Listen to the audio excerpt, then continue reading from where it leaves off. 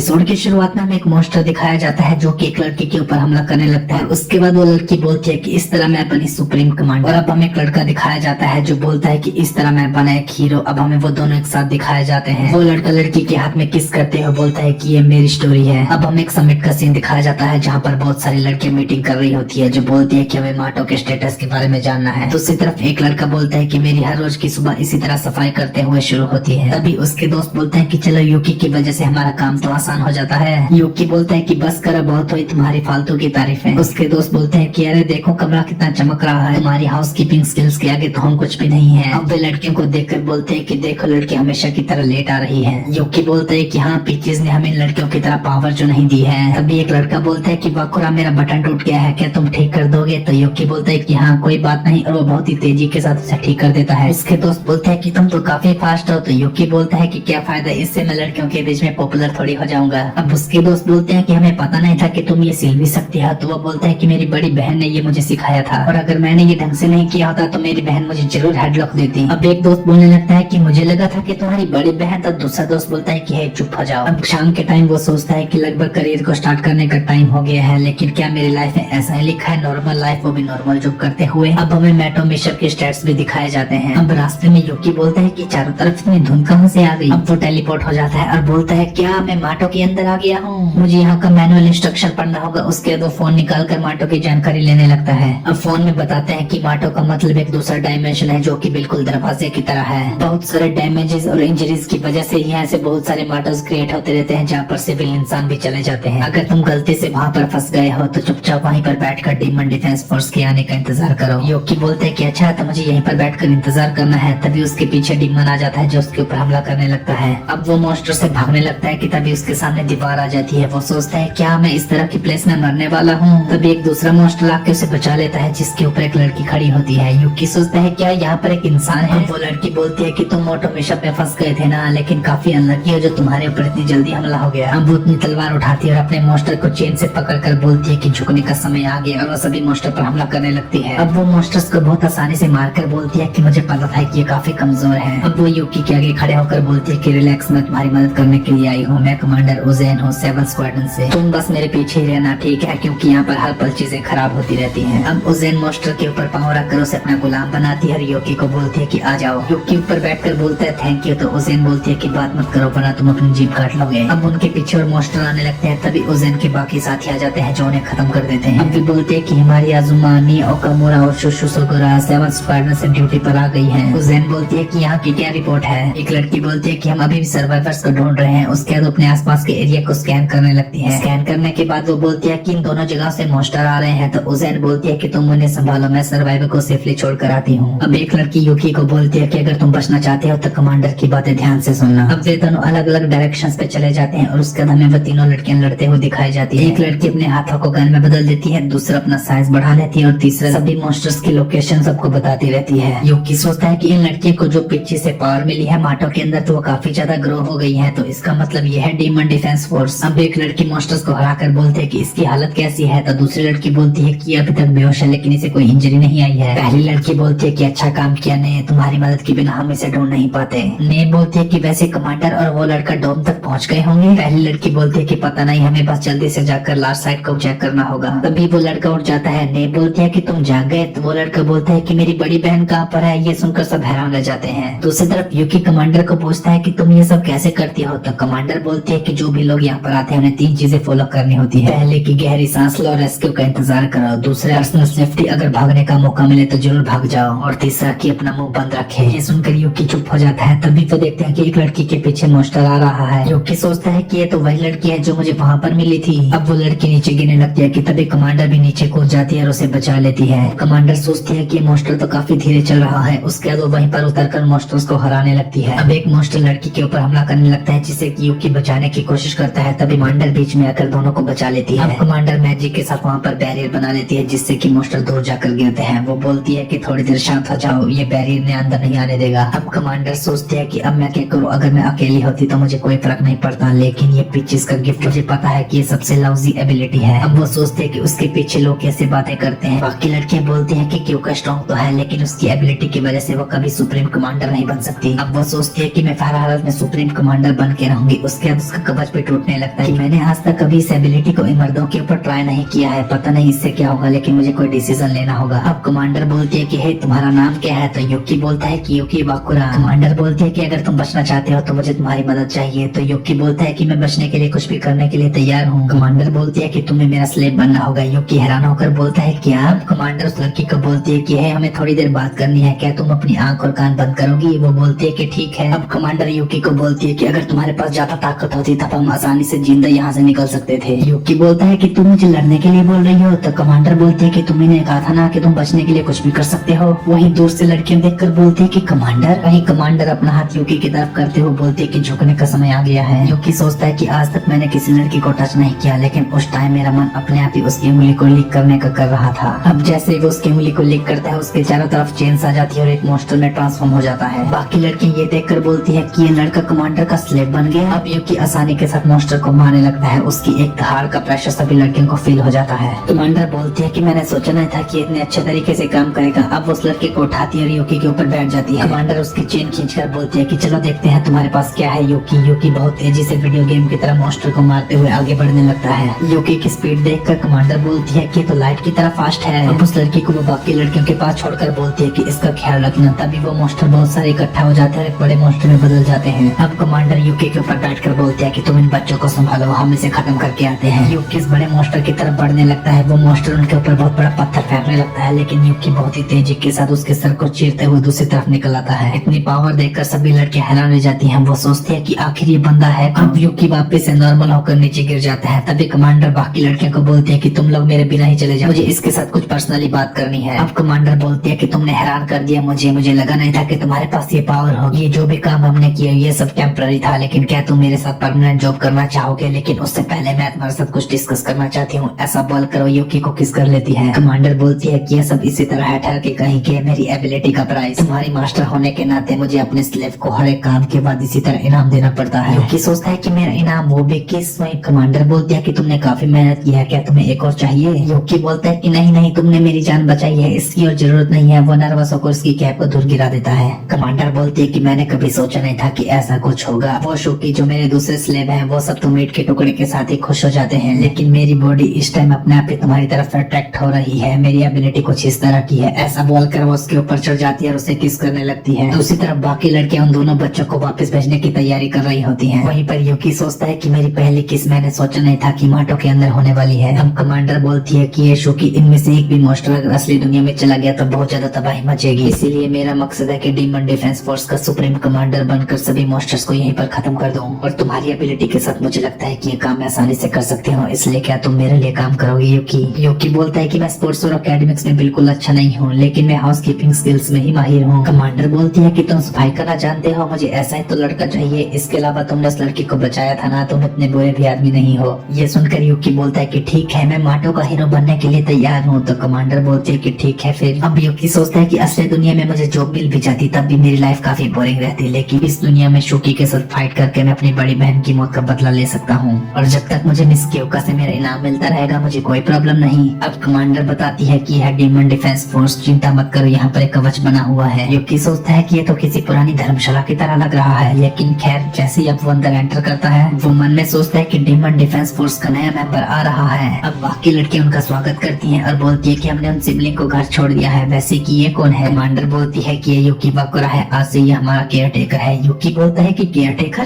Commander बोलती है कि हाँ, लड़ाई के दौरान ही तुम हमारे स्लेव रहोगे और बाकी टाइम यहाँ के केयर टेकर। अब एक लड़की सोचती है कि मैं गर्ल्स स्कूल में पढ़ी हूँ, इसलिए किसी आदमी से ढंग से नहीं मिली। दूसरी लड़की सोचती है कि मेरा नया जूनियर। तीसरी सोचती है कि एक आदमी हमारा केयर टेकर। कमांडर बोलती है कि सब स्किल फाइटर है, लेकिन सबकी अपनी अपनी पर्सनैलिटी है, इसलिए कोई भी केयर टेकर यहाँ पर नहीं टिकता। इसीलिए तुम्हारी हाउस कीपिंग की एक्सपर्टीज यहाँ के लिए परफेक्ट है। युकी बोलता है लेकिन डीमन डिफेंस फोर्स? कमांडर बोलते हैं कि उसमें कोई भी आदमी अलाउड नहीं है। ये सुनकर युकी दुखी हो जाता है। अब सभी लड़कियों से अपना अपना काम देने लगती है। अभी ने बोलती है कि मैं सबसे लास्ट में ज्वाइन हुई थी, इसलिए मैं तुम्हारा हमेशा सपोर्ट करूंगी तुम्हारे सीनियर होने के नाते। युकी बोलता है कि तुम्हारी एज क्या है? तो वो बोलती है कि 11। युकी सोचता है कि मुझे अपने से छोटी लड़की की बात माननी होगी। अब सभी लड़कियां उसका स्वागत करती है और